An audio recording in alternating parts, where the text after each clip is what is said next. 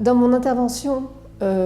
consacrée à la figure du gouverneur chez Émile, il m'a paru intéressant de croiser deux perspectives du commentaire rousseauiste.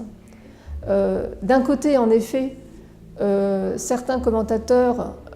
dénoncent dans la figure du gouverneur un manipulateur, un maître en machinerie, en duperie, un être omniprésent qui empêcherait l'enfant de devenir véritablement l'homme libre et vertueux que Rousseau veut faire d'Émile, puisque le projet de son éducation, c'est de permettre à un être qui est totalement démuni à la naissance de devenir un être accompli, capable de trouver sa place dans la société. Il y a une autre école où, depuis quelques années, il y a une autre tendance qui s'affirme dans le commentaire rousseauiste,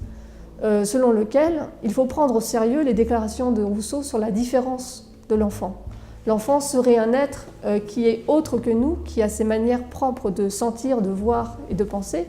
et qu'on ne saurait en aucun cas leur imposer les nôtres. Et il m'a paru intéressant de croiser ces perspectives qui entrent évidemment en tension, parce que comment manipuler l'enfant ou comment même lui demander d'imiter le gouverneur si l'enfant